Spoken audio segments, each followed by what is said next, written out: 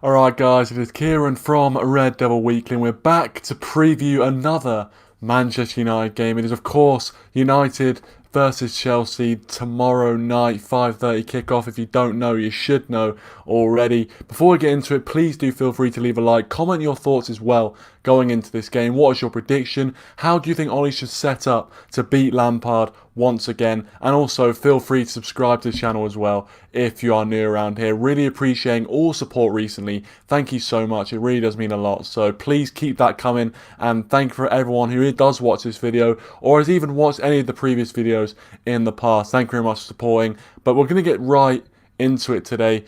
And this game, I've always I always seem to say that each game is a big test for Ole Gunnar Solskjaer. I said the Newcastle game was a big test. I said the PSG game was a big test. This is another big test coming. It seems like the big tests are non-stop right now for Ole Gunnar Solskjaer and Manchester United. At home to Chelsea, our home record against the top six has been very good, and our record against Chelsea has been very good, to be fair. Only lost once in our last 4 meetings against Frank Lampard. To be fair, you could argue that was probably one of the most important meetings that we lost, the semi-final of the FA Cup. But we did actually beat Chelsea twice in the season, 3 times actually in all competitions, twice in the league, home and away. And we ended up finishing above Chelsea. So in the end, those wins were absolutely vital in our season. So hopefully, we can do the same thing this season and the wins can be as vital as they were last season. A few people have joined already. Welcome LL, thanks for joining, really appreciate it. If you're new here, please do feel free to subscribe to the channel if you haven't already. And our old friend Dazza, thanks for coming Dazza, really appreciate it. Make sure you do check out Dazza's Football Stand, brilliant stuff on there. If you haven't already, make sure you do check him out. Great watch longs, and it's always good to see his reaction every time after a Man United game when he's done a watch long. I always go over to his channel to check out what he thought of the goal, so make sure you guys do that as well. What's your score prediction? I will be getting into my score prediction a little bit later in the stream, as I usually do, as you guys know who usually watch the channel. I usually get into my score prediction a bit later, but first we're going to just chat through the game. We're going to take it slow. We're going to be just chatting through how Chelsea might set up, what Chelsea have been going through recently, and how United need to set up as well. So we'll go through a bit of the preamble and then we'll get on to the score predictions and all that good stuff. Dazza says, massive game, need to keep our concentration, 100%, 100%. Sam Skundrick, thanks for coming, Sam. Really appreciate it. Butchered your name there, mate, but I do apologise. Big game. It is a massive game, mate. It really, really is a massive game, Sam. I think in terms of where both teams are looking to finish at the end of the season, we're very similar. We're very teams on paper, has a lot of big names, has a lot of talent in them, and both our sides have a bit of expectation. Both managers are relatively new to the league, and also almost a little bit of a rivalry because of how many times Ole got the better of Frank Lampard last season. So I'm sure he'll be relishing the opportunity to beat us at Old Trafford as well. So, and Chelsea recently haven't been playing too badly. Obviously, they didn't do brilliant against Southampton. They got a 0-0 draw against Sevilla, but if it wasn't for their defence, they'd be winning a lot more games, I can tell you that right now. They wouldn't be bottling 3-0 leads away from home against West... No, actually, they came back from 3-0 down against West Brom, but they wouldn't be conceding 3 goals against West Brom, if you know what I mean. Their defence is definitely there to be exploited, 100% there to be exploited, and that's what I think we can really do a job against Chelsea, because defensively, they're really poor, and going forward, we have a lot of pace and we've got a lot of quality. Yes, Martial isn't in the team, obviously, still serving his suspension, the second game of his suspension, so he will be out for the Arsenal game as well. But what we've got going forward and the options we could bring off the bench is actually much better than we had last season. And Chelsea's defence, even though they got rid of Kepa, they brought in Mendy, who looks a really good goalkeeper, to be fair. I think the only thing they've really done with their defence is the goalkeeper. A lot of people not rating Thiago Silva's performance against Sevilla. So, I don't know, maybe there's a lot to exploit there in terms of Chelsea's defence. But again, it's very similar to the PSG game.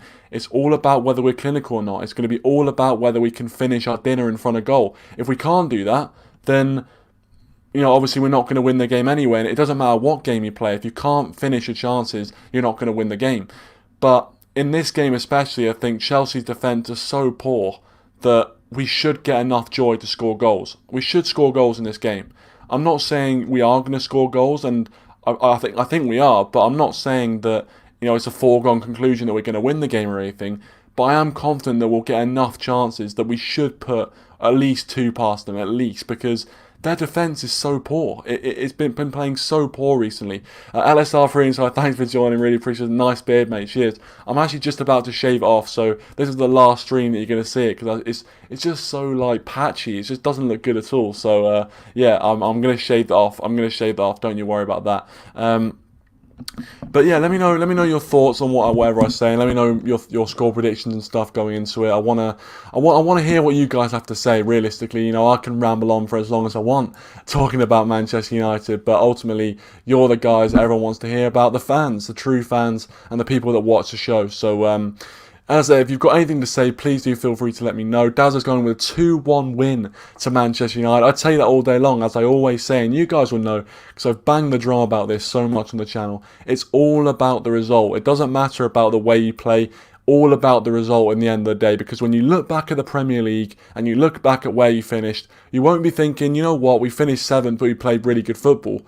You'll be thinking, you know what, we finished in the top 4, we didn't play amazing football this season, but we got the job done. We got 4th place. And in the end of the day, Manchester United this season, our main objective, as everyone discussed before the start of the season, was that we wanted to close the gap on Liverpool and Man City at the top. Now, obviously right now it's Everton and Aston Villa that we have to look at closing the gap on. But I'm sure that'll change in the coming weeks. But that's what we're focusing on. Obviously, getting into the Champions League for another season, potentially winning silverware and closing that gap and competing more with those sides. And I think we'll be able to compete with Liverpool a lot more because obviously they've lost Van Dijk. And Man City don't look too good this season either. So I think we will compete a lot more with those sort of teams. And it's going to be very interesting to see where we're going to finish. I think between now and the next international break is where we're going to really see the league take shape. And obviously, before Christmas, you don't really get a great picture of how the league is going to finish. But at that table at Christmas is usually very similar to the way everything finishes. I will be getting people on. I will be getting people on the call, so don't worry about that. So I will, let you know when I'm going to let you on. And of course, I'm going to have you on because it's always good, to get people on. So stay tuned for that. And I will allow people into the call. I'll put the link in the chat as usual. But we're going to talk about Chelsea and obviously their recent form and the danger men really for Manchester United to look out for. Now we'll start with the danger men, and the obvious two are the new signings, Havertz and Timo Werner, who both of them have been linking up very well together recently. They started off a bit poorly. They didn't really start well. Even in that Brighton game, they weren't really linking up that well. They just didn't seem to have it, even though they're German teammates. They just didn't seem to be linking up as well as they'd hoped. Maybe they were just still getting used to the way that Chelsea were playing as well, in terms of the midfield as well, not just going forward. But they just didn't seem to link up. Now it seems like they're linking up a lot better. Obviously, both of them combining and scoring goals in the West Brom game and even cup games as well has gone on after that. So their front pair, those two, I think, are the two main guys that are going to make stuff happen for Chelsea. And actually, they have done really well in terms of scoring goals. I think actually, if you look at how many goals Chelsea have scored this season, it's probably right up there. It probably is right up there. The fact that they put 4 past Crystal Palace, they put 3 past West Brom, even though they drew that game, 2 past Southampton. They've actually scored goals. It's defending where they've lacked, and I think that's what we like to see really as Man United fans, because we know we're so much better on the counter-attack. So even if a team is good going forward, if defensively they're not up to it, then we are licking our lips. Very similar to PSG actually, because PSG are the ultimate epitome of a Ferrari at the front and a Ford Escort at the back. Ultimately, Mbappe, Neymar, Di Maria is very, very difficult to keep out. But if you can keep them out and be effective on the break, you will get joy, and obviously you won the game. So I think Solskjaer will look to employ a very similar game plan, even though we're at Old Trafford, and a lot of people would say when you're at home you shouldn't really be playing on the counter-attack, you should be looking to play on the front foot. But I think Solskjaer knows we play a lot better against the top 6 sides on the counter-attack, and that's what I think we should do. And I think in some ways that was the mistake we made against Spurs. We almost tried to play on the front foot too much against Spurs, and defensively we got exposed. I mean, it didn't help the fact that we had Maguire making ridiculous defensive errors, but we almost played too much on the front foot, which ultimately played into Spurs' hands in the end of the day. So I think when we're playing the top 6 sides, you've got to play a bit more reserved because we know how good we are on the counter-attack. So Chelsea coming into this game drawing 0-0 at home to Sevilla. And then the previous game obviously drawing 2-2 against Southampton. So they haven't actually won a game, I don't think, since the restart. Since after the international break. I might be wrong on that. They might have beaten Crystal Palace, I'm not sure. But I don't think they've actually won a game since the restart of the international break. So this could be the first game. This could be the first game that they win. I hope it's not. But obviously if we beat them once again, or if they don't win this game, it's three games without a win on the bounce. So they've got a bit of pressure on them. Obviously, we've won our last 2 games, so we're going into this game on a good run of form. We've also got a very good run against Chelsea as well. Got a really good record against them, especially at Old Trafford, where I can't remember the last time Chelsea beat us at Old Trafford, even when we were playing really poor football. I literally can't remember the last time they actually beat us. So we've got a really good run of form against them at Old Trafford. So for me, this game, obviously, you'd probably say United are the favourites in this game, especially with the run of form they're in. But Chelsea, obviously, are higher than us in the league. A win for them means that they go joint 6th in the table as it stands right now. I think a win for us means we go joint 6th in the table, And a win for Chelsea means they go into the top 3 as it stands right now. We're currently sitting on 6 points after 4 games. They're sitting on 8 points after, I want to say 5 games. I want to say 8 points after 5 games. Correct me if I'm wrong, but I think they're on 8 points after 5 games. If we beat them, we actually leapfrog Chelsea and go on to 9 points after 5 games, which obviously, at the start of the season, you would say that's poor form, really. I mean, out of 5 games, you're hoping for at least 10 points after 5 games, really. But the way that it's panned out, the fact we'd have, 2 Premier League wins on the bounce, and obviously a Champions League win in between that. And I just think as well the fact that Ole Gunnar Solskjaer, as I've said before, it seems like when his job's on the line, we produce these runs of form, and we're very good under Ole Gunnar Solskjaer of going on really long unbeaten runs. And I just wonder whether this is the start of another really long unbeaten run. And it seems that under Ole Gunnar Solskjaer, I don't know if you guys have spotted this as well, but it's either really, really good or really, really poor. It's never in between. It's never like we pick up a win, then we draw, then we pick up a win. It's always either we're winning every game or we can't score a goal to save our lives. It's never in between. So we've got to figure that out, in my opinion. We've got to figure that out. Matthew calls joins. Thanks for joining, Matthew. Appreciate it. He says, if we play Maguire, we may as well forfeit. A lot of people are saying that. A lot of people are saying that we should be going for Tuanzebe. I would say Maguire should be dropped, but at the same time, Tuanzebe played very, very well, but it's only 1 game. And yes, you could say, well, it's a pretty good tester, playing against PSG. It's not like, he played against Rochdale and he kept a clean sheet. He kept out arguably the best front line in the whole of Europe. But it's only 1 game at the end of the day. We don't actually know, obviously he's been tested in previous seasons, but it's the same thing with Fosu Mensah. Fosu Mensah had a really good game when he first came back into the side against Crystal Palace. But then we kind of played him in games after that, and he just wasn't as good. So I hope that's not the case with Tuanzebe, and I don't think it is the case with Tuanzebe. But we'll have to wait and see. I'm not sure if we should throw him straight into the deep end against Chelsea again, or Solskjaer might do that. And Tom's joined us. Thanks for joining. I will be getting people on tonight very, very shortly, to be fair. So yeah, the Holy Trinity on, Owen, you and Tom on, that was funny, to be fair. We might do that again if you guys are up for it. As I said, I'll just put the link in the chat and you guys can join, and then we'll sort it out that way. But yeah, so obviously Chelsea are currently sitting, I don't know where they're sitting, but as I said, they're on 9 points right now. No, they're on 8 points right now. We're on 6 points, so a win will take us above Chelsea by a point, and could potentially take us into the top 6 depending on results this weekend, which I don't think are going to go our way, but if they do, then we could be a top 16 by the end of this week. And if you said to me that after the first few results of the season we'd be sitting in the top 6 after 5 games, I would have laughed at you, to be honest. But if we are sitting in the top 6, it just shows how inconsistent all the Premier League teams are this season. But on the Man United end of things, from my point of view, I think Solskjaer has got a few decisions to make. He really, really does. I think the confidence from the PSG win is going to be, going through the squad, and hopefully they're going to turn up against Chelsea believing that they should win the game, believing that they are the team Chelsea are the ones that have to do the work. They're the ones that are going to have to come at us.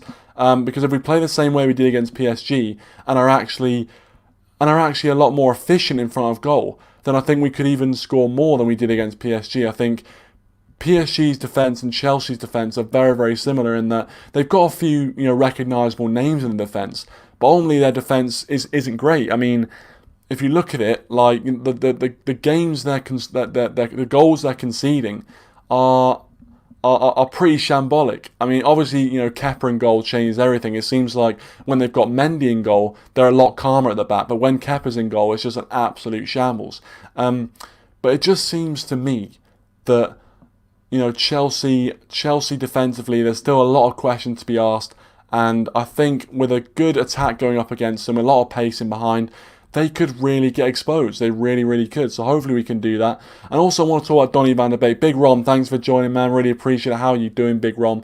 Cheers for coming on as always, man. Appreciate it. For me, I want to talk about the midfield options. Now, I think Ole will revert back to the same thing that we saw against PSG, which I actually don't have any problems with, to be honest. I don't see a problem with doing that. Obviously, I'm going to get a bit of stick for saying that, because obviously before I was saying we shouldn't play a 5 at the back, but you know what, I've been won over. I think a 5 at the back against the top 6 sides is the way to go, because it's the proven way, and teams just can't seem to break us down when we play that way. So I'm all for it. I really am all for it.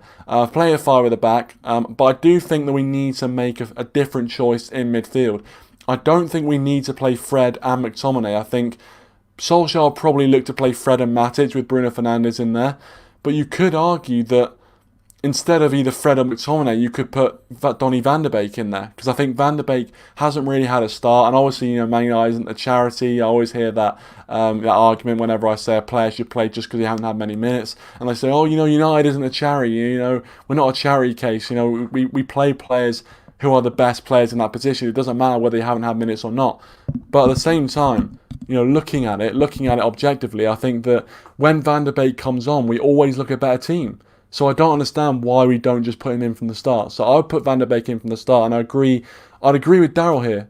And I agree with LSL Pre-Links Live, but both of you would agree with it, saying put Van de Beek in for McTominay and Van de Beek needs to start. So I'd agree with both of what you're saying there. Big Rom here disagrees with the 5 at the back, actually. This is interesting. He goes, I would consider playing a 4-2-3-1. Chelsea's defence has to be gotten at. Look, I 100% agree with you that Chelsea defence is poor. It's poor, and it has to be exploited, as you said. When we've got the likes of Rashford, Greenwood potentially coming back into it, you've got Cavani on the bench as well as Daniel James. You've got a lot of pace going forward. Bruno Fernandes as well, pulling the strings in there. We should be creating a lot of chances against this Chelsea side. We should be having a lot of shots, as we did against PSG, creating a lot of clear-cut opportunities to score. And I think we will do. I have confidence that we will, create these chances. And I feel like we can do it counter-attacking. Because I think the pace we've got in behind, similar to the way we did it against PSG, we're very good at getting numbers forward quickly on the counter-attack. We saw against Brighton, and we literally went from our own box, to their box in like 6 or 7 seconds. Because we're so good at flooding men forward quickly when we can sense that their defence is weak. So I think we can still play that 5 at the back formation and still exploit their defence. But 4-2-3-1, obviously a bit more of an attacking formation. And I think both those formations, would suit us going forward. But I just think in terms of defensively, we've had a few struggles recently. Yes, we've definitely got a bit better, but still recently we haven't. We've had a bit of problems defensively. So, and also, again, as I said, the 5 at the back formation has always worked against the big teams. It's always worked. So why change it? Why, if it ain't broke, don't fix it. So that's my thoughts on it anyway. But obviously, a few of you guys in there saying a 4 at the back, 4-2-3-1 formation is the one to go with. We'll see what Ole does. I think Ole will go back to the 5 at the back. I think we will see a very similar team that played PSG, because he'll have seen the performance and gone, well, why do we change it? Why do we change it? We're playing a very similar team in the way that Chelsea have got a lot of men going forward, but at the defence, they're quite shaky. So we're playing a very similar side in that sense. Yes, they don't have the front three of Di Maria, Mbappe, and Neymar, but they've still got, Havertz, Werner, Mount in there as well. They've got some decent players going forward, Pulisic. So it's very similar to PSG in that they've got the players going forward that if our defence is poor, they will exploit us. However, at the back, they know they've got problems. So I wouldn't be surprised if we see Chelsea go at 5 at the back as well. Tom says Cavani, Maguire and Greenwood have been seen arriving at the team hotel.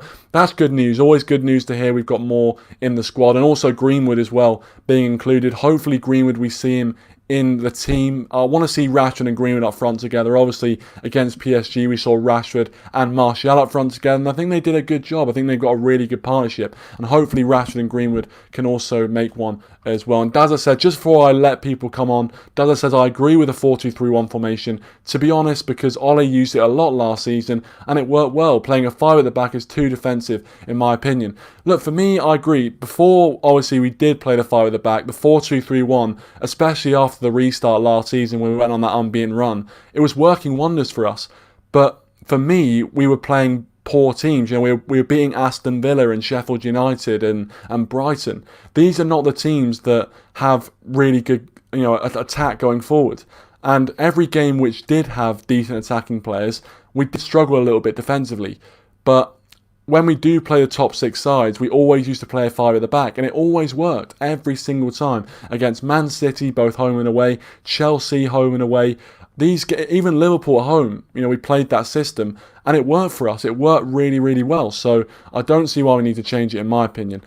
Big Rom says, if we were to go with a 5, I'll keep the same defence, but Fred and Matic in the middle instead of Martial. I play Van der Beek as a player putting off from Rashford. I mean, Van der Beek playing as a further forward player would be an interesting little experiment. So we'll see if that happens. I'm not sure if it will, but that would be a very interesting experiment. And Krishna, thanks for joining, man. Really appreciate it. He says, we will win tomorrow, bro. No worries. 3 goals by United, 0 by Chelsea. 3-0 win. I love that. Daz is always coming with a 2-1 score prediction as well. So everyone coming in with the positive score predictions. I'm loving it. But I'm going to put the link in the chat right now so you guys can join if you want to, and we'll get the usual suspects on. So just have a little chat ahead of this one, because how can you not be excited right now as a Man United fan? I'm so happy that we can actually look forward to a game. Obviously, after the Spurs game, everyone was almost saying, I don't want to watch another United game ever again. I just don't want to see those players in the red shirt ever again. But now, after those 2 victories,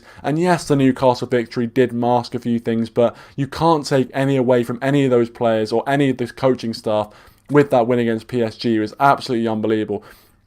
I just realised this whole time I'm foaming at the mouth like an idiot. So I do apologise for that. Take a drink.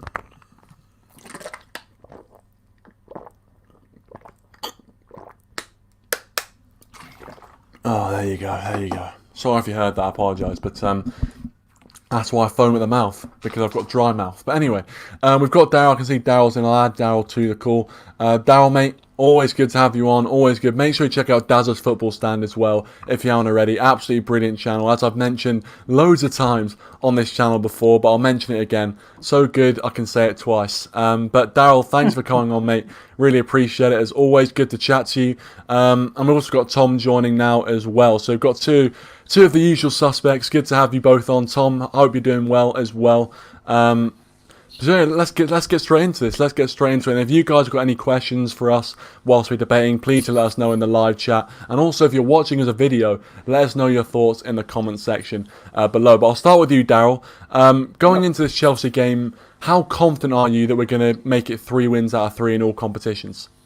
I'm rather confident, and I don't see why people should be negative about it, especially given the recent form. Played brilliantly against Newcastle, superb performance. And then PSG, we played well as well, managed to cancel them out, and we got the win that we deserved.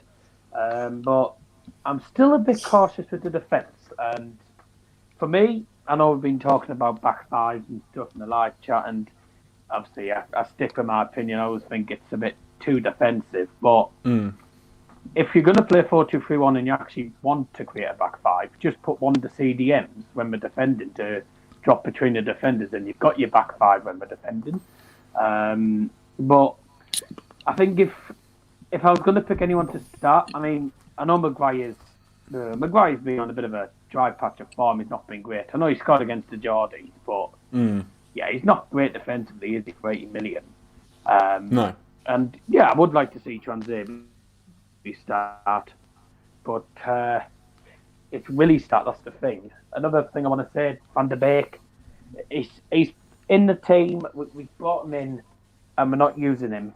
Like at this rate, he'll be gone before January. I'm on Van der Beek, not Ollie, by the way, but at this rate, Van der Beek will be gone. At this rate, he won't have started a single match, and he'll have gone. But he needs to be starting games because he came on as a sub against Crystal Palace in the first game of the season. Well, actually, officially the second game, as it was meant to be it was meant to be Burnley first, but he came on the pitch, made his debut about 10-15 minutes to go, made an immediate impact, got himself a goal, and that's the type of player you need. You know, you don't want to be a bench warmer, and as we saw against Newcastle and we saw against PSG, there was players actually playing for the badge. Players cared more. Yeah. You know, against these sort of small teams, they don't seem to have a care in the world half the time. And, you know, against Chelsea, we tend to do well against them. We do tend to do well, especially against Frank Lampard. I mean, last 4 games, only lost 1, but that was mainly down to David De Gea, I have to admit. But that's in the past. We forget about all that. We just have to focus on task in hand. But we're going to have to keep our concentration. I know all the players will still have been buzzing about Tuesday night, but you know, you have to forget that's happened, stay focused and go and grab us the win. And I can see us continuing this good run of form with another win, but I do think it will be a tight affair. Yeah, I agree, mate. I agree. I think it's going to be tight. I think both teams are very similar in the way they usually set up and kind of the aspirations for the season. I think both us and Chelsea are very similar in what we want to achieve this season, really, in terms of winning silverware potentially, but also closing the gap on Liverpool and Manchester City. Just before I get to you, Tom, Raymond, thanks for joining. He says, unleash Cavani and keep Maguire on the bench for me. So it's kind of same with Daryl, actually. Like, seeing Tuanzebe playing might be the best thing. Might, you know, obviously give him more confidence from what he did against PSG. Big Rom's also commented. He says, the fact that we are debating about who should sit in the positions is a good sign. We need competition to be consistent. I agree. I think we've at the end of I think at the end of last season, what a lot of people were saying was our starting 11 is all right, but we've got no one to bring on from the bench. Now we've got the likes of Van der Beek on the bench. You've got Cavani as well to potentially bring on. So, you know, you've got these players who are going to provide a lot of competition for who we've got on the starting 11. So that's obviously good. So yeah, 100% agree with that. And thanks for joining, Raymond, as well. Appreciate it. LSR freeing sides goes with 3-1 United. Rashford, Bruno, Cavani, with Werner scoring the goal for Chelsea. I wouldn't be surprised if Werner scored, to be fair. He loves a big game. Can I just put in with something? Yeah, Darryl, go ahead. Yeah, sorry. On the point that, can you get the other comment back up? Oh, which one? The Raymond or the Big Ron? The one you just read out. Oh, the fact that we're debating. Yeah, the competition one, yeah. What the problem with us is we played the exact same lineup majority of the time, and this was the case last season. Ollie just kept playing the same team over and over again. The fitness levels weren't great for a lot of the season. That ended up being the main problem. So, you know, I agree. I'm glad we're actually... You know, I'm glad that we're actually changing the lineups now and again, because you need to keep players fit. You can't just keep playing the same players over and over again, because it's not good. It's not good for fitness-wise. It's not. Yeah, I mean, there's no way you can maintain a high-level performance if you're playing week in, week out, Tuesday, Saturday. It's very, very difficult. And Burrito Bruno, thanks for joining as well, appreciate it. He says Tuanzebe was brilliant during PSG, so he needs to start. So a lot of people putting that as a shout. But Tom, we'll get to you. Thanks for coming on as well, really appreciate it. We won't add Big O yet because I want to make sure you guys actually have a say before we get Owen in. So Tom, obviously, you heard what Daryl had to say there and his thoughts. Do you largely agree with what he has to say? And in terms of what you've heard from some of the comments as well, we were just reading out, what are your thoughts? What are your responses to those? Well, I think, to be honest, the team that we've played the last two games has been set up and it's been good enough to win both of the games. Even when a lot of people are going into the PSG game and just thinking, oh, well, it's just going to be a cakewalk for PSG. But when we put in players there who can play that really defensive role, I know with such as McTominay and Fred, we just had them two sit in front of the back four and it was really more of a defensive seven than more of a defensive five. And then it allowed such as Telles and Wan-Bissaka to push on the field furthermore.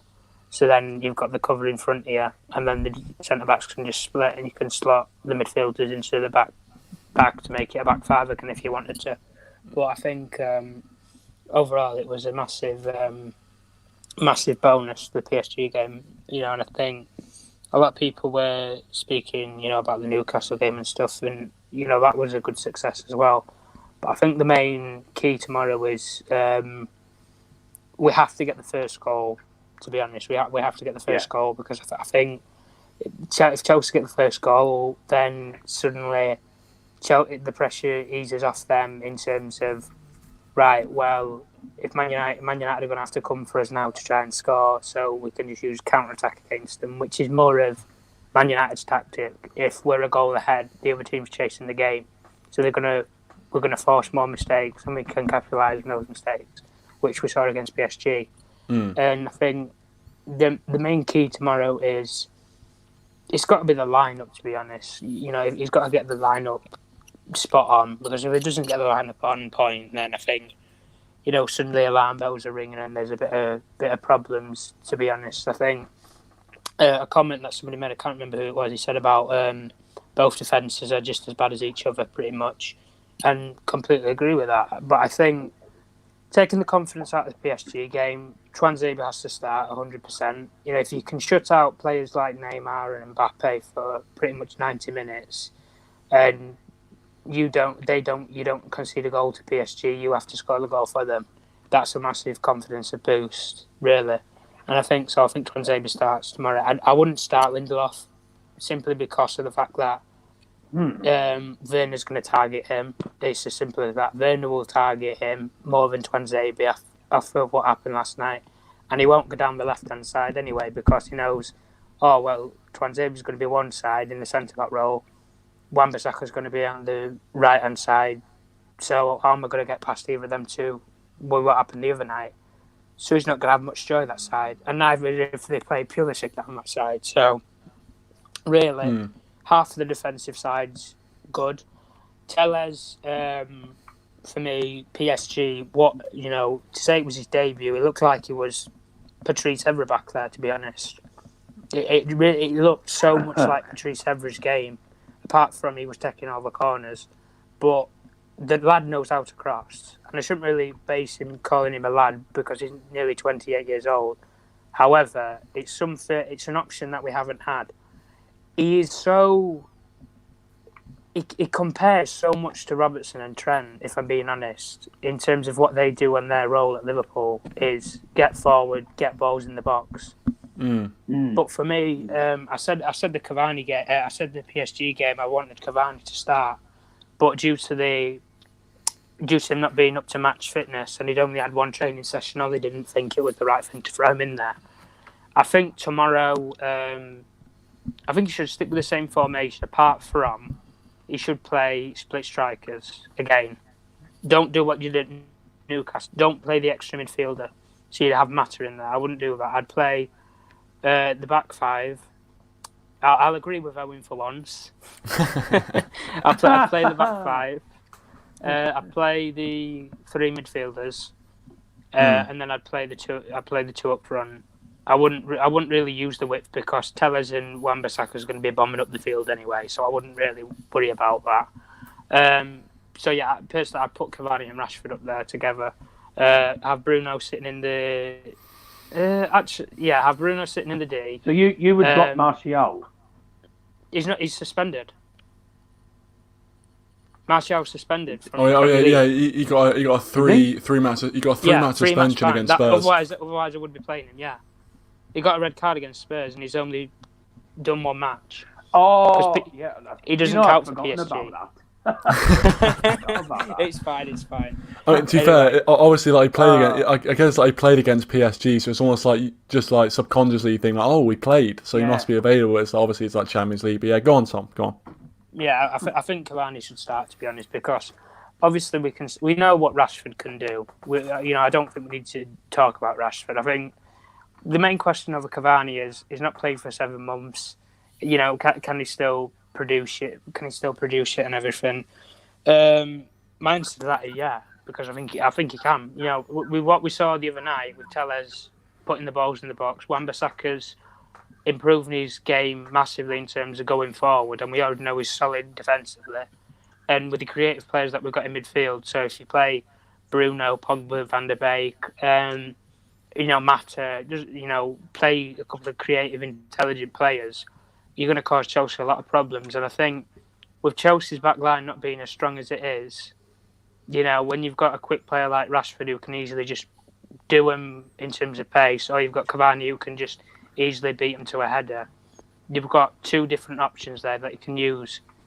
And I think that's something that Man United haven't had in recent years. We haven't personally had it. Lukaku was more... I saw Lukaku more as a box-to-box striker. He was just stood in the box, wanted the ball, just boot it in the net. Zlatan's more of a mobile striker. It's the figure that we've needed as Zlatan type figure, because they're going to talk about a target man and stuff. What I mean by it is, a mobile striker, as in he can move around, get onto the end of crosses, play like a little ball around the corner, play midfielders. And if you can play Fernandes on the edge of the box, I think probably 7 out of 10 times it probably goes in the back of the net.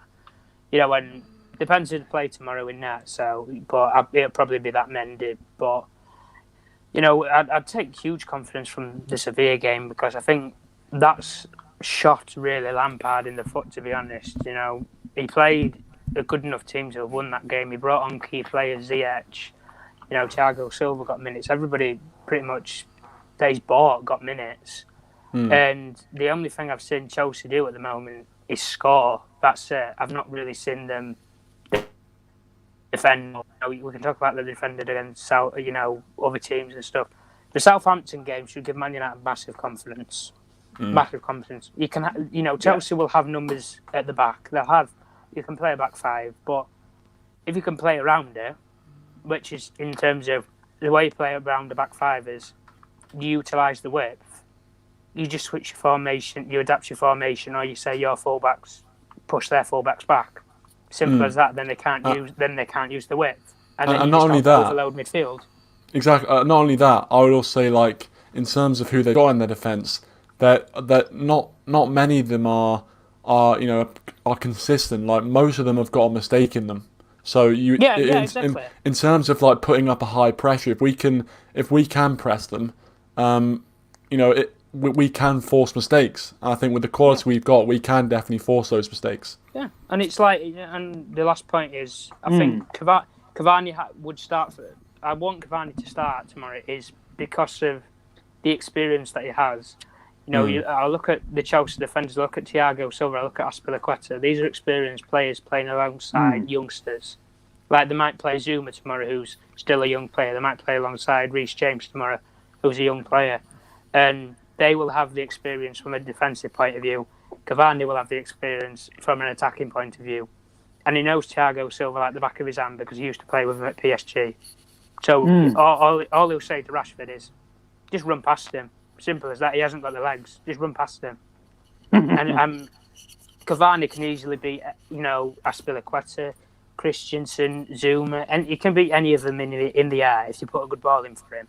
So I wouldn't worry too much in that aspect. But no, I think United can. If we get the first goal, then Chelsea's got to really go to Plan B. If Frank's really got a Plan B, if he hasn't, then he's pretty much balls the game up and then just go from there. Really.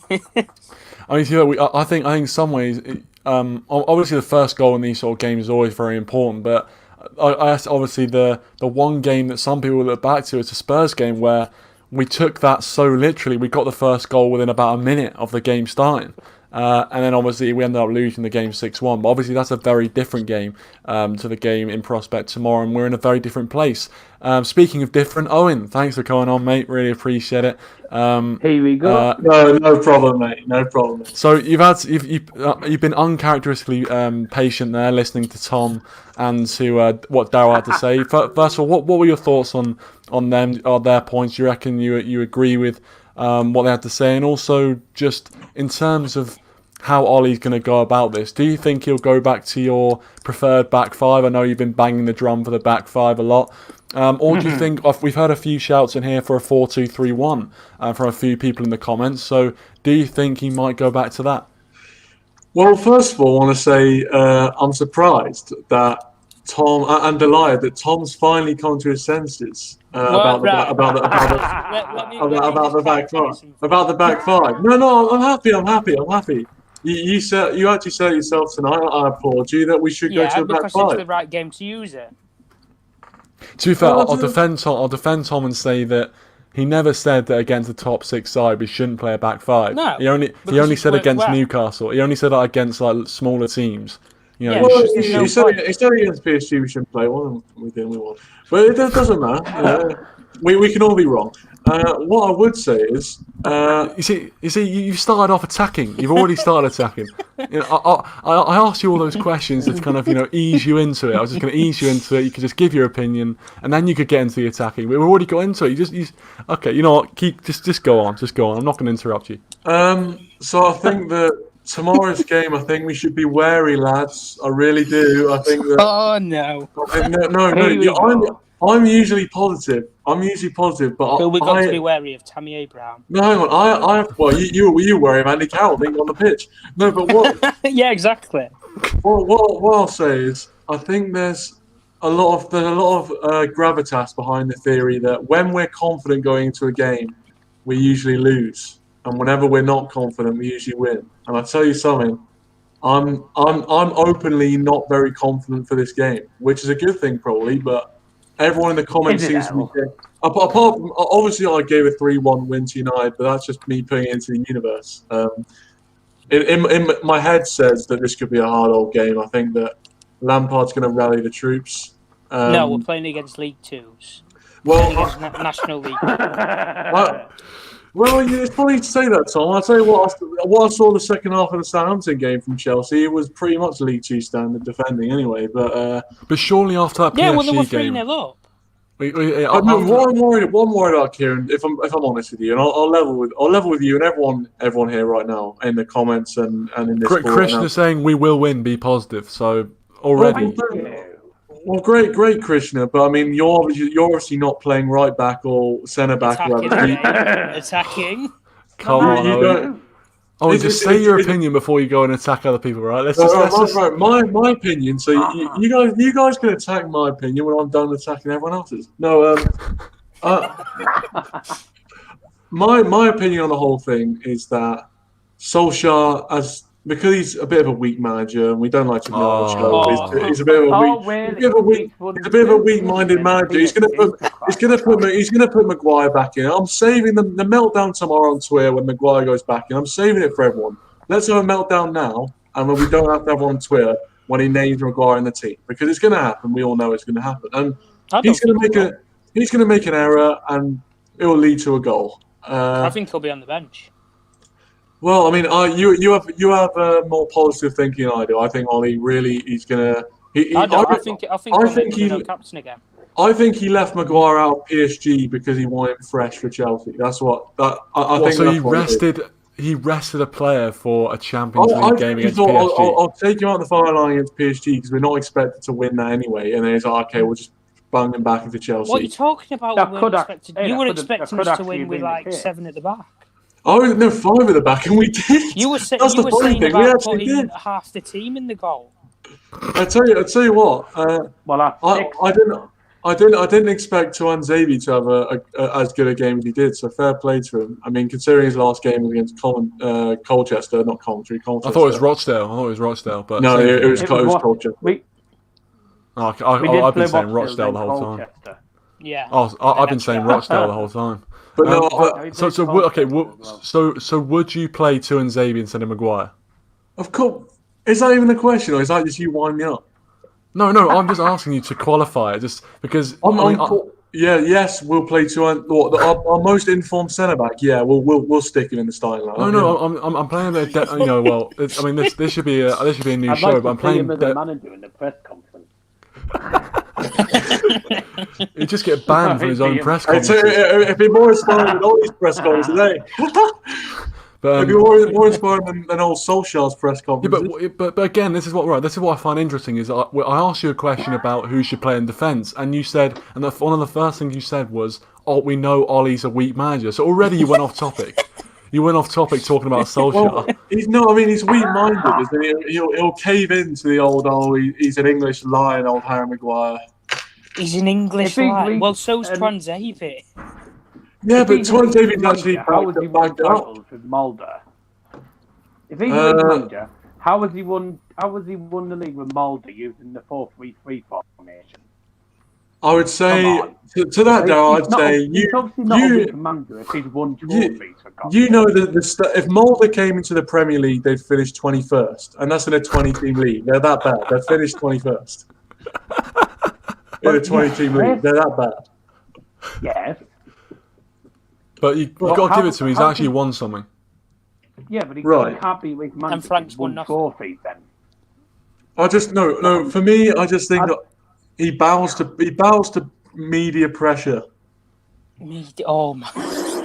But again, right? No. Are you like some psychologist now or something? No, but here's the thing, right? If I'd asked you about Ole Gunnar Solskjaer, then that's fine. But I didn't ask you about. You started talking about Ole Gunnar Solskjaer, but I didn't actually ask. He was never mentioned in the question, and yet you just took it off. I tell you, old man G would agree with me. Get him on. Well, he's not on it at the moment. He might be doing his own show at the moment. So make sure you check him out if you aren't already. We're checking out Daz's channel as well. Check them out. So thanks for that. And you just gave me an opportunity to plug some channels. So thanks for that. No problem, mate.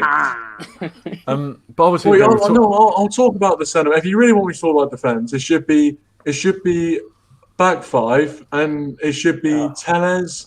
Tellez. Apparently, Tellez isn't in the team. Who's in there? In the team hotel. Is it Edinson in there? You know. I mean, obviously, you're teasing me there. You know, I play Henderson. We know. Somebody sent the squad in the live chat, by the way. Yeah, but I can't see Tellez in there. I can't see Tellez in there. Yeah, but then United report that Tellez is staying in the hotel though.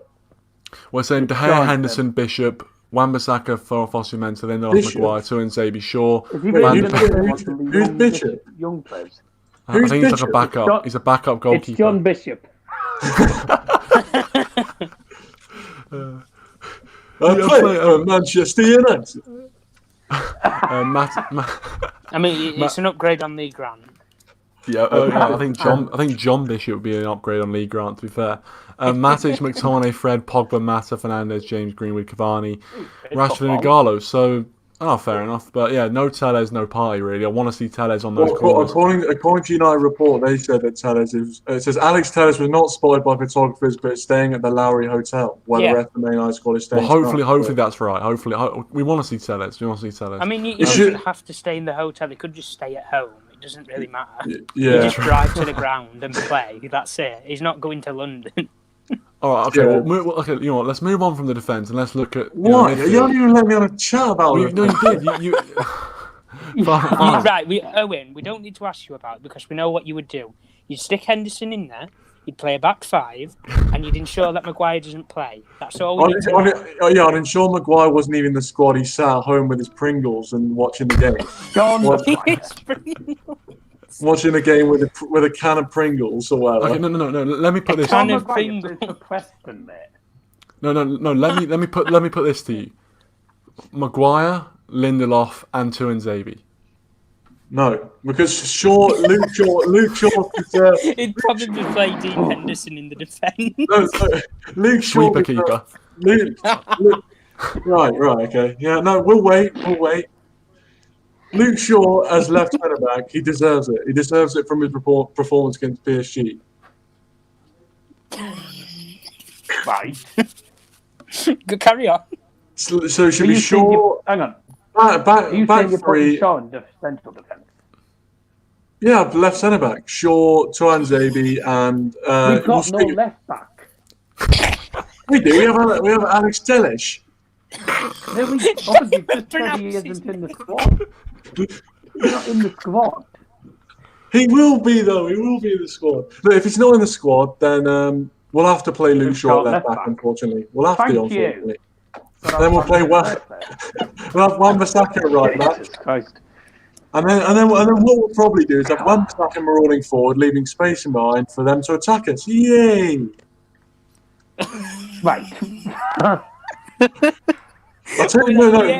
It was a more sarcastic yay. The fact that Pulisic running at the space Wan-Bissaka leaves behind when he puts in a cross. Oh, good God! I think last time we played Pulisic. Although no, to be fair, if you talk about Chelsea danger man, I assume we're going to get onto that at some point. I don't know the running order, but I assume we're going to get onto Chelsea's danger man. KSI just said, yes, Owen, my guy, thank God you're here. So there you go. You got Thank you, Welcome to Jeremy Carl, episode 2. Yeah. Thanks for coming, KSI. I think the player I'm worried about is Christian Pulisic. Hold on, is this your show, by the way? You wouldn't about Pulisic, seriously. I'm worried. Do you not see what he did against Liverpool?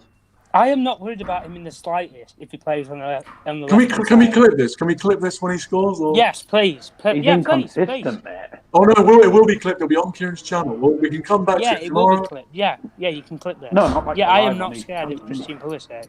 God. I'm not. Because who are you scared of in the Chelsea team then?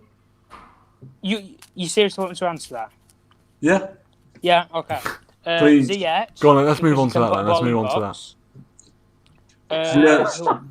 Werner. Ziyech can go for Ajax. Yeah, Carol? Yeah, Werner. Giroud. What? Will he play? Giroud. Is that not Andy Carroll? No, that's not. No, hang on. I predicted that Giroud was going to score in the final, and he did. He scored first.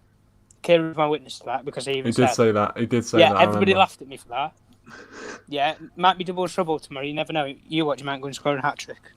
Moving swiftly on. I mean, there's more chance of Tammy Abraham being a bigger threat than Pulisic for me because if Pulisic plays on the left hand side, Wan-Bissaka can easily shut him down. He shut Mbappe down. He shut Neymar down, even when they were rotating across the line.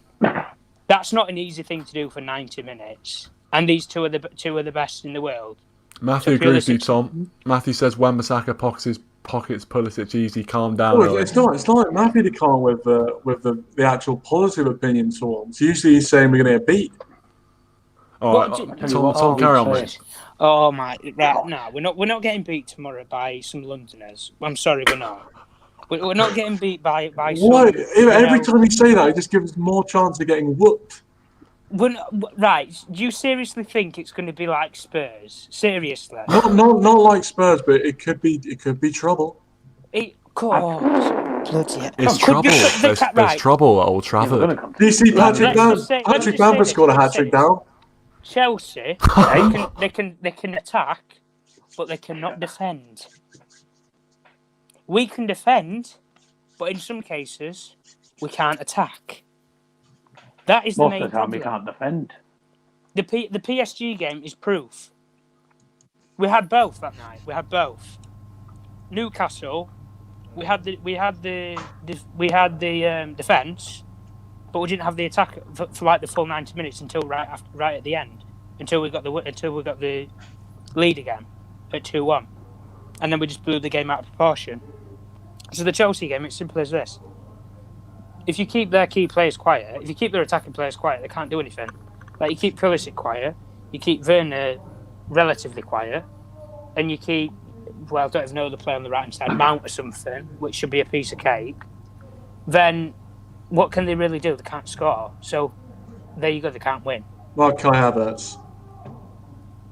Oh, keep him quiet as well. Tell me, who do you think will be the danger man? I wouldn't think it's all of the Chelsea team. Problems. No, Tom, that's live. More problems than Havertz. I said Werner would score, my prediction. I'm surprised you weren't saying Pulisic with the way you were raving him up. What, Christian Hazard on the left? Christian Hazard. Oh, bloody... Oh, God. Put it this way: Hazard was levels ahead of him. Yes. Well, I'd put someone who's watched the The Bundesliga, only you'll thing know a they lot more share about is the Havertz same and- Chelsea kit number. That's it. They share nothing else. and they're about the same height as well. What's I height don't have to think do with it? so. Hazard didn't really score many. Who's the last Englishman to win the Ballon d'Or? Was it Michael Owen? Was he 5'8"? Englishman, oh well. I rest my case. Play. Well, I not don't really. understand. Is Hazard plays on the wing. What's the Owen last played through English the Ballon middle. d'Or got to do with Chelsea? Exactly. Matthew is saying, I think Krishna here saying if Cavani starts and Chelsea mentally are broken and he will get an assist or a goal, and Matthew saying that Giroud Yes. is a worry. Giroud is a worry, so there you go. Yes. Well, don't clap that, Tom. You know that's not true what he just said. No, well, he said it it's not himself true. earlier. You're I not swear, listening if to him. Giroud scores tomorrow, Owen, you're coming back on here and you're apologising. I'm telling you now. I will. If I Giroud will. scores tomorrow or terrorises us, Oh yeah, where was the apology from the last one? right there we Well, go. I don't- We can click You know, I that didn't have to apologise, Tom, because we won the game. You said we're going to lose. You should be apologising to me. What again? Yeah. Hold on. I should be apologising to you. Right. What for the Newcastle game? Yeah, No, Newcastle. you predicted we was going to play a 5 at the back, and the thing is, we didn't. We played a 4 at the back. Yeah, then you said we get so beat that's the by way I a want to get out go of it. Oh, and you said Greenwood would score the winner. And Andy Carroll So didn't he get on the scored field. too. So there we go. Well, yeah, so neither of us have to apologise. K-size wrong. Right, I think next time we're going to put 100 G's on this. 100 G's. What? I don't even know. I don't even have a G at the moment. Anyway, Let alone anyway. 100. Okay. Lennox, thanks for coming. Let's Lennox, get back to appreciate it. topics. He said, he says, would you start Tuanzebe and Lindelof? We talked a little bit about this before. I think most people are saying Tuanzebe and Lindelof after their performance against PSG. And I think I'd agree with that. Matthew says, I think we're looking at a 3-2 win for United. Another positive prediction. That's not really for us. Not going with Owens, let's all be negative until it's positive type. Wins better than well, out. yeah, wins wins better than better. nothing, mate. Yeah. Krishna says Havertz will meet his Papa Bruno. So there you go. So Bruno is going to daddy him. I hope that's right. I hope that is right. But Daryl, obviously being someone who's watched the Bundesliga, Tom's I was left. waiting for We'll that see if we can question. I think Tom said he'd be right back. As someone who's watched the Bundesliga, what did you make of Werner and Havertz when they were there? Werner was about Lewandowski's level last season. Wow. He was brilliant. I think he finished second top scorer behind him. Very good player at Leipzig, but that was because he got the service required. And if you give him a chance in front of goal, he was obviously going to take it. I don't think he scored against Bayern, though, which I was very upset about. But he will cause problems. He's got blistering pace. You give him, like, if they've got, let's say Tammy Abraham and Timo Werner as the two strikers, if they even do play two strikers, which I can probably see them playing a 3 up front. But if they play 2 strikers and them 2 are the strikers, we're in trouble because the pace on them, you've got 2 players who are just going to get in behind the defenders. Timo Werner's, I'd say, a goal poacher, right place, right time. And that's, I'd say, Lewandowski's level, really.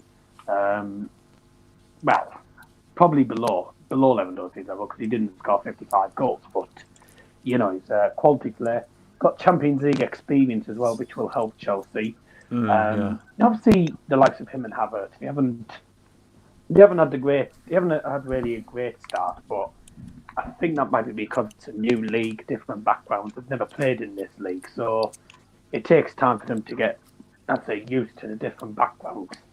But they've started to pick up the form a bit, and it's going to be a tough game. They're going to cause problems to us. But if I was going to pick out of the two of them, I was going to pick the one who's going to cause more problems. I'd say most likely Werner, because Havertz just plays the ball through to Werner, and they've got a good partnership, not just because they're on the same team, but because they also play for the Deutsche Mannschaft squad as well. For those who don't know, it's the German national team, in basic terms. So they have got, they've got international experience, they're international players, and two players who can cause problems and can link up well together. So we're going to be in for a tough game. That's all I'm going to say. I agree, mate. I 100% agree. And I think we talked a lot about the game tomorrow. And I think the main thing, I guess the last thing before I get your predictions is I want to ask you about the front partnership. We've talked about with obviously Darryl and Tom, they're giving their thoughts on it. So I'm going to start with Owen. In terms of who should be played as a front two, Rashford and Martial was playing against PSG. Martial obviously not being available. You've got realistically Cavani or Greenwood to partner Marcus Rashford. Who would you look to partner Marcus Rashford with? Or you could play James. Or Gallo. You've got them. So Cavani and was Rashford. awful against Newcastle. So who would you look to play up front? I'd have to say, as a United fan, I'd want to see Cavani and Rashford. But if I was someone who wants to lose, then James would come in, or maybe a Gallo. Well, you want him to lose because then you can just come in here and spout off saying that Ollie's deluded. Well, no, that's not quite true. I mean, I did tell him to implore the five at the back, and we want to win PSG. The finalists, by the way, the competition last year. You said that at Newcastle, and he still won anyway. And that was a bizarre result, and that was an anomaly. But I think. And you're saying PSG wasn't? No, I think we won both games, did we not? Yeah, we won both. Yeah, but PSG, we dominated PSG in my book with a 5. Well, tactically, we did outwit PSG. To be fair, but look, Cavani and Rashford. If you've got Tellez on the pitch and he's whipping them in, Cavani is the best place to get one off his noggin in the back of the net. In some ways, you could argue that Cavani's almost our Giroud, in a way. No, you can't argue that. Why not? No, he's better than Giroud. He's only scored like 200. He's PSG's highest ever record goal scorer. No, I'm saying he plays a similar role to Giroud, and that Giroud's very much a kind of hold-up, link-up player, and Cavani's not going to be running in behind, is he? Well, he should be running into the box. He's a fox in the box, Cavani. He is, but he hasn't played for 7 months. To get beyond the defenders, does he? Exactly, Darryl. 100%. I agree with that. Well, we have to wait and see. I mean, he's been in the gym. He's been doing some. So have I. Does that mean I'm going to start just legging it behind? Well, who knows? Starts a left back. He's been in the gym.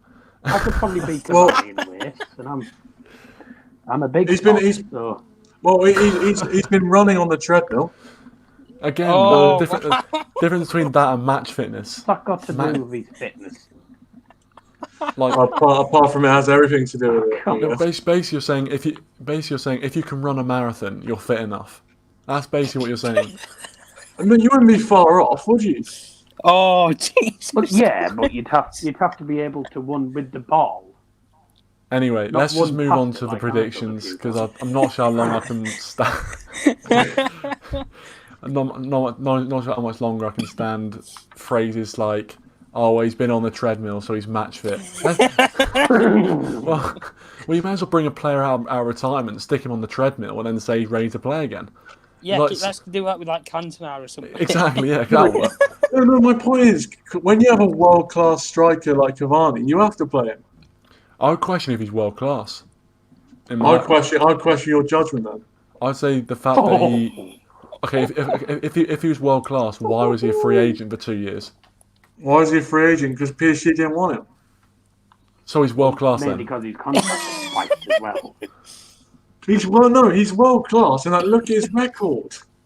Yeah, but loads of players have got good records, but doesn't mean they're world-class. Like, yeah, no, I agree.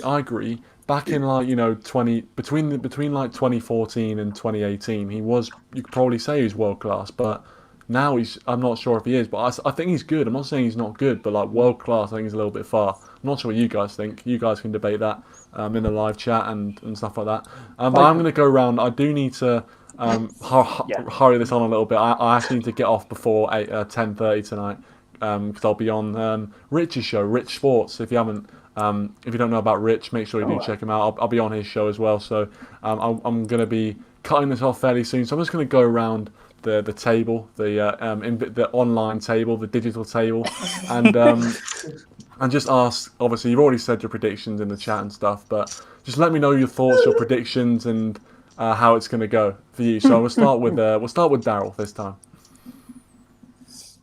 2-1 United. Going to be tight. I think if we play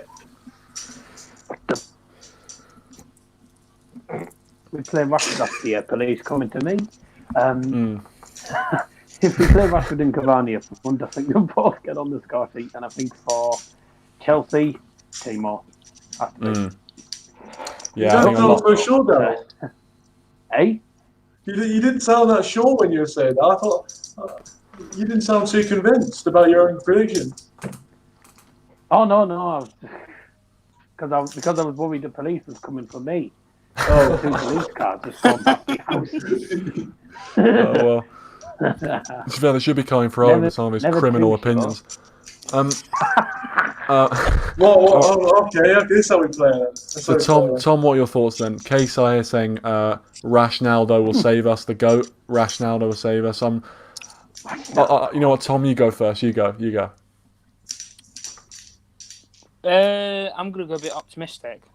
Oh, I like that. That's novel. I'm going to say 4-2 United. I think because we've obviously stated that both teams aren't brilliant defensively, both teams can find the back of the net, and if you play Cavani, it's an added bonus for United. So I think, personally, what we saw with PSG, we saw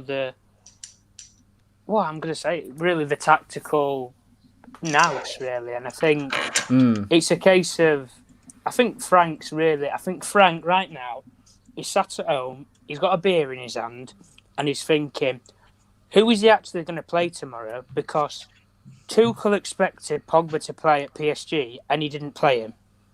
He expected Pogba to play, and he didn't. He stuck with the same midfielders in Fred McTominay.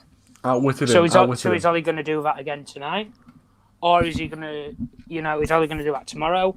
Or is he going to play, he's going to chuck Van der Beek in there as a surprise. He's going to chuck Pogba in there, He might even stick, Fosu Mensah in CDM, because it's so hard to call at the moment.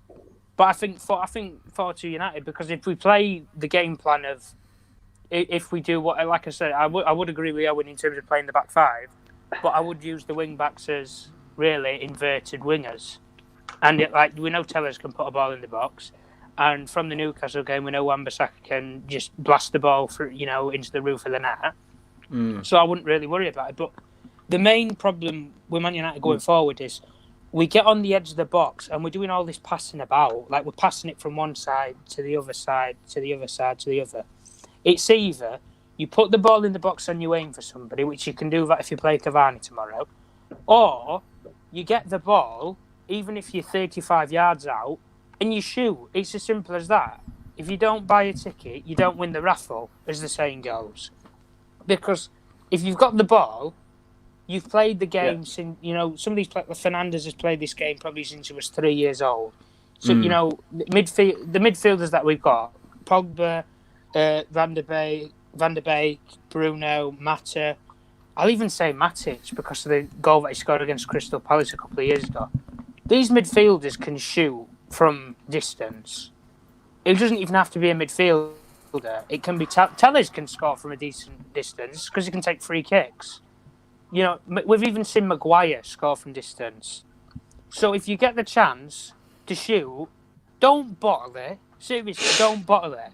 Because we're trying to overcomplicate it. We're trying to play a ball over the top or we'll switch it from one wing to another, then we balls it up and it goes out for a throw-in. And just play. If you get an option in the middle, or you get the option to put the ball in the box, put the ball in the box. If you don't, and you're doing all this passing it around on the fucking box, pissing about with the ball, you're not going to get anywhere. But it's quite clear, you're not going to get anywhere. So seriously, all I would say to our players tomorrow is, if you see the goal, you've not got a defender right bloody in front of you, have a smack at the goal. Because if they play Kepa tomorrow, he is shite at handling the ball. and Rashford can easily just run in if he spills it and tap it in, or Cavani because he's that big of a poacher. If it's that many, then test him. You need to test the goalkeeper. That's the main thing you're doing. As soon as you have the ball, your first attack, even if you're shooting from 30, 40 yards, test the goalkeeper. Because if he spills it, then he's not going to be confident. And you know that, right, well, we can take more risks in terms of firing from further out. If he can handle the ball and he can catch it, well, then fair enough, give him the benefit of the doubt. Then you've got to play a bit harder to get, to score and create better chances. But I think United, and I think the main point tomorrow is, Chelsea have the players that can score, but Man United have the players that can create the chances. I think that's the major key. Is Man United have so many players that can create chances more than Chelsea. Chelsea have, personally for me, Ziyech can create a chance, and probably Havertz in their team. Mount on the odd occasion. That's it. Man United, I can think of a few. Pogba, Fernandes, Mata, Van de Beek, other Tellers can create chances. Wan-Bissaka can on the odd day. Even Matic, we saw that goal against Brighton where he made that beautiful pass to get the counter-attack going. And then Fernandes went up the other end and then we scored. So it's a case of get the first goal, you sit back in your defensive shape, and you do what you did against PSG. You play counter-attack. Because the other team have to come out of their game plan. And Frank Lampard is not the best tactical manager in the world. If you call Ole a PE teacher, then he has to be, the dinner man. We call them dinner ladies, but we can call him a dinner man. He's a dinner person. He's a dinner person. He's a steward. It's simple as that. There you go. If he gets it spot on, tomorrow, I don't see Frank Lampard beating these major teams in Europe. Ollie's done it numerous times. He's beaten one of the best teams in England 3 times in a season in Manchester City. He's beat PSG over 2 legs and made one of the greatest comebacks in history. And no team has ever come back from 2-0 down after the first leg. So that's a European history there. And then he's gone and done the exact same thing in Paris yet again. And people are saying, oh, well, he's a PE teacher. A PE teacher could not go and do that, what he's done. Well, I'm sorry. No, obviously, yeah. A lot of people have been saying. I've been talking about Solskjaer, how inept he is, and another one of those people is in the call right now. Owen, finally, give your thoughts. By the way, Rich as well. Thanks for joining. We'll be on Rich's show in about 15 minutes time, so make sure you do check him out. And he does agree with what Tom says about the long range shots, and you can get deflection as well. So that's obviously. Chelsea are very prone to get it. Anyway, so. Oh, cool, Tom. Thanks for coming on, mate. Appreciate it. I'll see you guys later. Yeah, see you guys later. Yeah, cheers. Always good to have Tom on. And finally, Owen, what are your thoughts then, mate? Round off. Right, my thoughts to round off this brilliant stream we've had again. We had a brilliant show tonight. What I would say is, first of all, on the Ollie point, just quickly, I think that I still am yet. I want to see a bit more consistency. That's all I want to see, to be honest. He's not. For me, he's not a PE teacher. He's on the cusp of being an assistant, a teaching assistant, maybe. He's upgraded. He's upgraded. God, here we go. He's upgraded to teaching assistant. I think that probably glad he's not on call. I think Lampard gets a like against Sevilla they were trash. I didn't even watch the game, but I know they were trash. People are forgetting, right? A point against Sevilla, whether you score or not, is good. Sevilla are currently one of the top teams in Europe. They are the Europa League champions. They cause trouble against the best team in Europe, Bayern. And they cause trouble against the second best team in Europe as well, which is us. I wouldn't go that far, to be honest with you. But no, if you look at Sevilla's team, they have quality players in that and a quality defence that's won them the Europa League. Just because Chelsea didn't score against Sevilla doesn't mean they're not going to score against us. So people can't say that we're going to be in for an easy game. They've just drawn against a very good Sevilla team. And they'll go in this, I think, pretty pleased with the fact they actually got a point from that. If not disappointed that they didn't get 3 points. I did have a wry smile when I saw the scoreline at the end, because I thought all those some of the fans that were bantering us when we lost to Sevilla in the Europa League were Chelsea fans. I thought, it's not that easy, is it? It's not that easy. But no, like I think that the game tomorrow, my head and my heart are saying two different things. My heart is saying we're going to win quite comfortably because of their defence. And it won't be. We'll go with that. We won't concede. We won't keep a clean sheet. We won't keep a clean sheet. I don't think. I think they'll score one, but I do think it'll be 2-1 for a large period in the game. Then we'll come last 5 minutes. Cavani gets the sub of Cavani comes on, scores, makes it 3-1. Tellez cross, bosh, header into the top corner, 3-1. Game, set, and match. And all the people in the media shouting about United, go a bit quiet, and then really should start putting the heat on Lampard, because actually if we win, we go above Lampard, and Lampard has spent about 500 million. So true, yeah, to be 200 fair. million, actually. Well, this season it's more like 250 million, and he's got all his targets. But I'd say 3-1. I think Werner will probably score for Chelsea. But I do think we'll get the win. But my head is sort of saying, you know what? It's at home. At home during lockdown, we've been pants. Like losing to Palace and Spurs, and we haven't actually got a sausage at home. And I think that might continue. I'm a bit worried.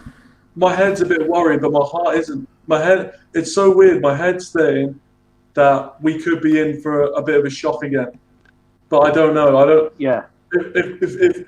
If I had to, I'll go with my heart. I'll go with my heart, but my head is saying this could be trouble. This could be trouble because when we go into a game confident, it just seems we always end up like fluffing.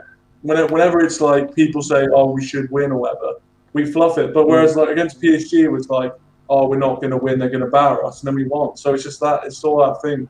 It's a bit superstitious for a Friday night, but it was the same against Spurs and Man City. To be fair, both those games we thought we were going to get battered, and we ended up winning. But yeah, okay. Well, thanks for your contributions, everyone. Appreciate it. I want to say hello to Rasmus and Iron Man who've just joined the stream. Appreciate it, guys. Hope you're doing well. Thanks for coming on. We're just ending it now, so I do apologise about that. But thanks for coming on anyway. Got 11. That is 11 players. Sorry. No, that's it. No, he's just saying Pogba, no Maguire. So 3-4-1-2, no Pogba, no Maguire, just the same team against PSG. So I'd go with that. I'm happy with that. Well, but why is he playing Martial? He's suspended. No, he's saying Martial out for Cavani. No, so Cavani. Martial for Cavani. Yeah. Would you? I know it's getting late, but would you start Cavani? I personally, we don't have another option, do we? What about Greenwood? Would you start Greenwood and sub on Cavani? I'd probably rather do that, in my opinion. I wouldn't start Greenwood at striker. I think he's more of a right mid, that's right winger. Can I ask something very quickly? I know you wanted to end the stream. Sorry about this, but no, go down, mate, honestly.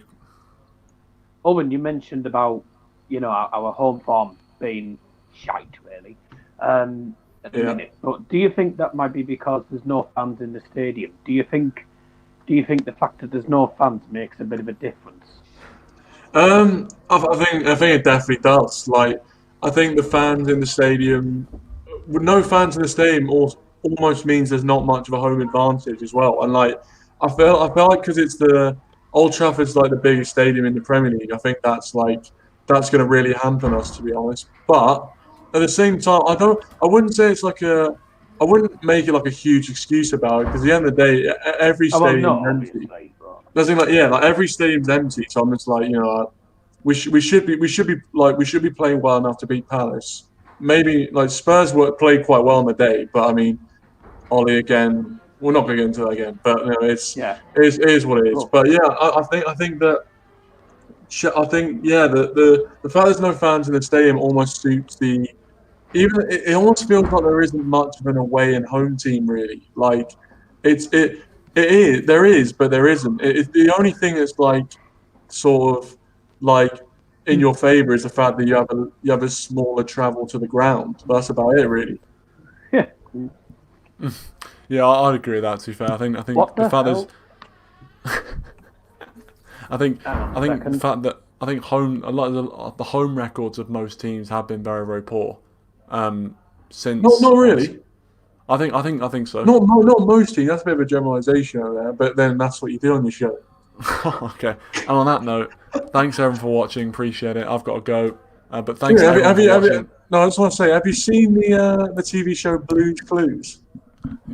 Yes, I have, and I know you've made this joke a million times. I'm not the guy that does it. Can you really say it's got a ladder? We just got a ladder. Let's see who it's from. It's from. Thanks for watching. I'll see. Thanks to Make Daz, sure- thanks to make- Tom, Make sure you got the people in the Oh, description. Linton. and thanks to Man United Bonafide as well. Sorry, mate, just ending the stream. He goes with a 2-0 win, so everyone's going with a positive result for United, which I like. I like that. So hopefully everyone's doing all right. But thanks for coming on, guys. Appreciate it. How I'll are see you guys in a bit. United? Jesus